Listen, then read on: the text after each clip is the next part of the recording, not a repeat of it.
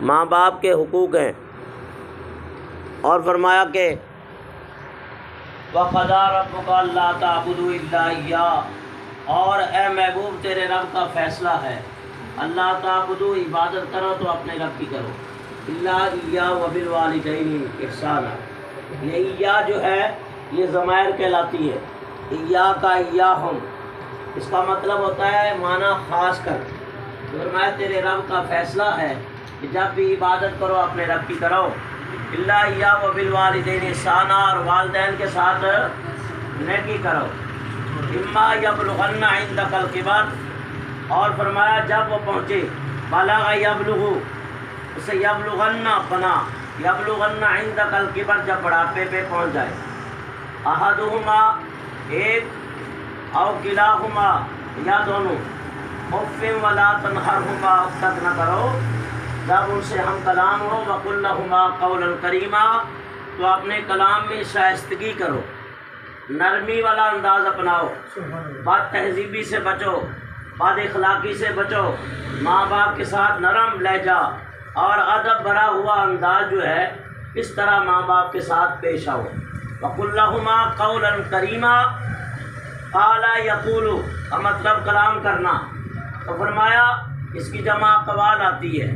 قال کا مطلب کہنے کے آتے ہیں، تو فرمایا کہ جب ان سے کلام کرو تو کلام کے اندر، آواز کے اندر بھی نرمی ہو، اور قل لہما قولا کریما، جیسے کریم لوگ ہوتے ہیں، مہربان لوگ ہوتے ہیں، محبت والے شفقت والے لوگ ہوتے ہیں، وہ انداز اپنایا کرو، اس لیے کہ ان کے اقوال، ماں باپ کے قول اقوال اور ان کے کہنے کے اندر بھی بچپن میں نرمیاں تھیں، اولاد جیسی بھی تھی ان کے کلام کو ماں باپ برداشت کرتے تھے، اور ان کے مصیبتوں اور بیماریوں کے اندر ان کی غمخواری کرتے تھے اور بڑی محبت سے پیش آتے تھے۔ فرمایا کہ جب ماں باپ بڑھاپے کو پہنچتے ہیں تو ان کے دماغ کمزور، ہڈیاں طاقتور نہیں رہتی، جسم کمزور ہو جاتا ہے۔ فرمایا اب انہیں تمہارے رحم کرم پہ رب نے چھوڑ دیا، اور اب وہ تمہاری اخلاقیات اور خدمت کے حقدار ہیں۔ اس لیے فرمایا وقل رب ارحمہما کما ربیانی صغیرا، جب نماز پڑھو اور دعا مانگو تو پھر یہ دعا کیا کرو، یا اللہ ہمارے ماں باپ پہ مہربانی فرما، اس طرح کے بچپن میں انہوں نے ہمارے اوپر مہربانی فرمائی، اور خاص کر ماں عظمت کے لحاظ سے باپ کا درجہ زیادہ ہے، اس لیے کہ اللہ تعالیٰ نے مرد کو عورت پہ فضیلت عطا فرمائی، الرجال قوامون علی النساء، کہ ہم نے مرد کو عورت پہ حاکم بنایا، وہ عظمت کا درجہ ہے، خدمت کے لحاظ سے ماں افضل ہے۔ ایک صحابی عرض کرتے ہیں یا رسول اللہ صلی اللہ علیہ وسلم، میرے حسن سلوک کا زیادہ حقدار کون ہے؟ آپ نے فرمایا قال امک، تیری والدہ، ثم قلت، پھر میں نے عرض کی یا رسول اللہ کون؟ فرمایا قال امک، تیری والدہ، ثم قلت ثلاثہ، تین مرتبہ کہتے ہیں میں نے سوال کیا اور تینوں مرتبہ فرمایا قال امک، ثم قلت، پھر میں نے عرض کی کون؟ فرمایا قال ابوک، تیرے والد تیری خدمت کے حقدار ہیں۔ تو خدمت کے لحاظ سے 3 درجے ماں کے رکھے ہیں اللہ نے، اور باپ کا چوتھا رکھا ہے، عظمت کے لحاظ سے باپ کا پہلا درجہ ہے، اس لیے کہ جتنے انبیاء آئے، جتنے مرسلین آئے، تو فرمایا کہ ون نبیین کا لفظ آیا ہے قرآن پاک میں، تو ون نبیین جو ہے یہ جمع سالم مذکر کہلاتی ہے۔ جمع سالم مذکر لانے کا مسئلہ یہ ہوتا ہے کہ وہ جتنے بھی انبیاء مرسلین آئے ہیں، مرد آئے ہیں، عورتوں میں کوئی نبی اور رسول نہیں ہے، اس لیے اللہ تعالیٰ نے مرد کو فضیلت ہمیشہ عطا فرمائی ہے۔ اسی فرمایا حملت کرہم وودعت کرہا، اے ماں والو ماں کی قدر کرو کہ وہ 9 مہینے پیٹ میں رکھ کے تکلیف پہ تکلیف اٹھا کے تمہیں دنیا میں آنے کا سبب بنی ہے اور جنم دیتی ہے، اور اس تکلیف دہ حالت کے اندر وہ بچے کو جنم دیتی ہے، بچے کی ولادت ہوتی ہے۔ فرمایا یہ کتنا تکلیف دہ عمل ہے، لیکن اس کے باوجود بھی فرمایا جنہوں نے اپنے ماں باپ کو راضی کر لیا اللہ رسول راضی ہو گئے۔ فرمایا رب اجعلنی مقیم الصلاۃ ومن ذریتی ربنا وتقبل دعا ربنا اغفر لی ولوالدی وللمؤمنین یوم یقوم الحساب۔ یہ بھی آیت اس کی طرف اشارہ کرتی ہیں کہ حضرت امام محمد فرماتے ہیں جو چاہتا ہے اس کا علم بڑھ جائے، اس کا زہد بڑھ جائے، اس کا تقویٰ بڑھ جائے، اس کا رزق بڑھ جائے، وہ ماں باپ کے لیے بخشش کی دعا کیا کرے۔ اللہ تعالیٰ اس کی بخشش کی دعا کی وجہ سے اس کے درجات بھی بلند کرتا ہے اور ماں باپ کے درجات بھی بلند کرتا ہے۔ سبحان اللہ۔ پھر فرمایا قال قال رسول اللہ صلی اللہ علیہ وسلم الجنت تحت اقدام الامہات۔ اللہ کے حبیب فرماتے ہیں، حدیث قدسی ہے کہ رب کا کلام ہے، نبی پاک نے ارشاد فرمایا زبان نبوت سے، فرمایا الجنت تحت اقدام الامہات، کہ جنت ہم نے ماں کے قدموں کے نیچے رکھ دی۔ سبحان اللہ، کیا بات، یہ ماں کیا باپ بات۔ بہت بڑے اللہ کے انعام یافتہ بندے ہیں، اس لیے فرمایا کہ جو چاہتا ہے اس کی آخرت سنور جائے، اس کی قبر اچھی ہو جائے، اس کے رزق میں برکتیں ہو جائیں۔ بعض اوقات ایسا ہوتا ہے الانسان مرکب من الخطا والنسیان، انسان بھول اور خطا سے مرکب ہے۔ بعض اوقات ایسا ہوتا ہے نافرمانی کر بیٹھتا ہے، ماں چلی گئی، باپ چلا گیا، تو اب اس کے لیے ہے، علماء محدثین فرماتے ہیں وہ چاہتا ہے قیامت کے دن فرما بردار اٹھے اور اللہ کی رضا اسے مل جائے، تو فرمایا جب تک وہ زندہ ہے ان کے لیے بخشش کی دعا کیا جائے۔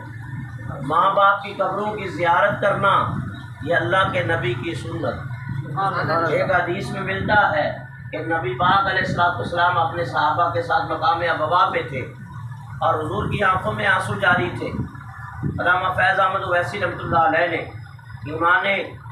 والدین مصطفیٰ صلی اللہ علیہ وسلم کے اوپر کتاب لکھی، حضرت مفتی احمد یار خان نعیمی رحمۃ اللہ علیہ کی اور محدثین نے کتابیں لکھی ہیں، علماء نے لکھی ہیں، اور اس میں بیان کیا ہے حضور نے دعا کی یا اللہ میری ماں کو زندہ کر دے، تو آپ کی والدہ زندہ کی گئی اور انہوں نے نبی پاک کا کلمہ پڑھا، پھر موت کی کیفیت ان کے اوپر طاری کر دی گئی۔ تو یہ عقیدہ بھی اہل سنت کا ہے کہ حضور علیہ السلام کے ماں باپ مواحد تھے، مسلمان تھے، وہ دین ابراہیم کے اوپر تھے، اور دوسری روایتوں میں کہ حضور کی دعا کی وجہ سے اللہ نے دونوں کو زندہ فرمایا اور انہوں نے نبی پاک کا کلمہ پڑھا، پھر وفات پا گئے۔ تو لوگ بہت سارے ایسے بھی مغلظات بک دیتے ہیں جی ان کے والدین ایمان والے نہیں تھے۔ یہ کیسے ہو سکتا ہے کہ جن کے شہزادے، جن کے دل کے چین، جن کی آنکھوں کے نور، فرمایا کہ جن کے فرزند کہ جن کی وجہ سے پوری دنیا کو ایمان نصیب ہو جائے، دنیا کو ایمان نصیب ہو جائے، قرآن نصیب ہو جائے، اسلام نصیب ہو جائے، فرمایا زہد و تقویٰ، فرمایا وہ جو تھے جن کو اپنے اور پرائے کا پتہ نہ تھا، یہاں تک کہ نبی پاک کی نگاہ کرم پڑی ہے، فرمایا صحابی کا نجوم فبأیہم اقتدیتم، میرے صحابہ ستاروں کی مانند ہے، جس کی اتباع کرو گے ہدایت پا جاؤ گے۔ تو جن کے اقوال، عادی عالم کے اقوال سے لوگوں کو ہدایت نصیب ہو گئی، یہ کس طرح ناممکن ہے کہ ان کے والدین کو ایمان نصیب نہ ہو؟ اس طرح کے مغلظات بکنے والے اپنے ایمان کی خیر منائیں۔ کل قیامت کے دن اللہ کی عدالت جب لگے گی اور بارگاہ رب لم یزل میں جب حاضری ہوگی تو پھر کیا منہ دکھائیں گے؟ تو فرمایا ماں باپ، اللہ کے حبیب فرماتے ہیں ماں آمنہ کو یاد کر کے ایک مرتبہ حضور رو پڑے، اور وہ ماں بھی عظیم تھی کہ جنہیں 6 سال کی عمر میں یہ کلمے زبان سے نکالے تھے، اور ام ایمن بھی تھی موجود، اللہ کے حبیب بھی موجود تھے۔ تو نبی پاک کی والدہ فرما رہی تھی، عربی اشعار کہہ رہی تھی جس کا ترجمہ یہ ہے کہ ہر نیا کپڑا پرانا ہونے والا ہے، ہر شخص موت کی راہ پہ چل رہا ہے، اور میں نے ایسی ہستی کو جنم دیا ہے اور میرے بدن سے ایسا بچہ نکلا ہے کہ جس کی وجہ سے میرا نام قیامت تک زندہ رہے گا۔ سبحان اللہ، سبحان اللہ، یہ کیا نبی پاک بات، کی کیا والدہ، بات۔ اور پھر حضور اس ماں کو یاد کر کے روئے، صحابہ بھی رو پڑے، جب آقا روئے تو مرید و عاشق بھی رو پڑے۔ اور آج مجھے میری ماں آمنہ یاد آ گئی، کاش میں حالت نماز میں ہوتا اور میری والدہ مجھے بلاتی کہ اے میرے بیٹے محمد صلی اللہ علیہ وسلم میری بات سن جائیے، تو میرے آقا فرماتے ہیں لبیک یا ام کہہ کے نماز چھوڑ کے میں ماں کی بارگاہ میں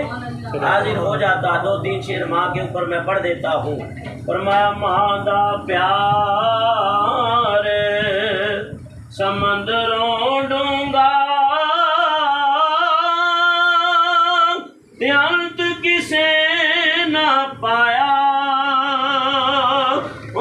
دے پیراں تھلے جنت تے پاک نبی فرمایا او ماں تے پیو بھائی دوے سجنا تے رب دا مٹھا میوا اور جس نے جنت جانا ہوئے تے کرے نا دی سیوا عیداں تے شب راتاں آئیاں تے سب لوگ کرانو آئے پر او نائی محمد بخشا جڑے چک ہتھی دفنائے او پاک نبی نے فرمایا تے کر لے خدمت مدی اور جس نے کعبہ تکنا ہووے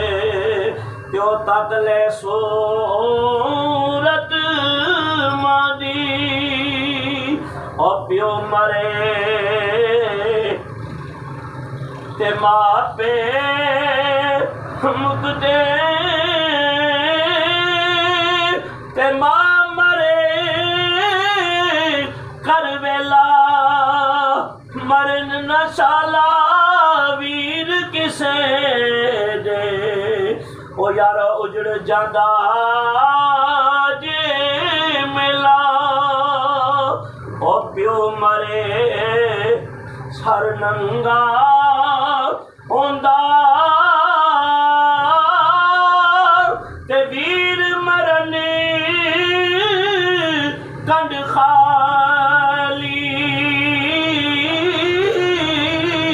ماواں باج محمد بخشا تے کون کرے رکھوالی دعا ہے اللہ تعالیٰ جن کے ماں باپ ہیں انہیں ان کی قدر کرنے کی توفیق عطا فرمائے اور جن کے چلے گئے اگر ان کا بیٹا حافظ ہے قاری ہے عالم ہے مفتی ہے محدث ہے مفسر ہے اسے چاہیے کہ زیادہ سے زیادہ قرآن پڑھ کے کلمہ پڑھ کے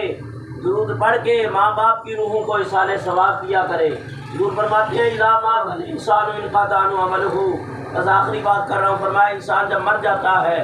ہر چیز اس سے منقطع ہو جاتی ہے الا من ثلاثۃ مگر 3 چیزیں ایسی ہیں کہ جن کا ثواب قبر میں پہنچتا ہے او علم ينتفع به فرمایا علم کی دولت دے دی حافظ قاری عالم مفتی بنا دیا جب تک وہ بچہ عالم بن کے حافظ قاری بن کے فرمایا دین کی تبلیغ کرے گا استاد چلے گئے خبر میں تو استاد کو بھی ثواب ملے گا ماں باپ کو بھی ملے گا ماں باپ کو تو قیامت کے دن سونے کا تاج پہنایا جائے گا چاند اور سورج کی روشنی بھی مان پڑ جائے گی سبحان اللہ انبیاء دیکھیں گے رش کریں گے مرسلین دیکھیں گے رش کریں گے کہ یا اللہ یہ کون ہے تو ارشاد ہوگا یہ امت محمدیہ کے اس خوش نصیب حافظ قرآن کے ماں باپ ہیں کہ جن کے بچے نے قرآن پاک کو حفظ کیا تھا آج ان کے ماں باپ کو حافظ کو تو صلہ ملنا ہے قرآن دے دیا جائے گا فرمایا جنت کی سیڑھیاں درجات چڑھتا جا اور قرآن پڑھتا جا جہاں والناس کی سین ختم ہوگی تیرا آخری مقام ہوگا ماں باپ کو سونے کا تاج پہنایا جائے گا اور اس لیے فرماتے ہیں کہ فرمایا کہ اول دن صالح نیک اولاد چھوڑ گیا فرمایا نیک اولاد بھی صدقہ جاریہ ہے اور اسی طرح فرمایا کہ صدقہ جاریہ میں مسجد آتی ہے مدرسہ آتا ہے پانی کی سبیل آتی ہے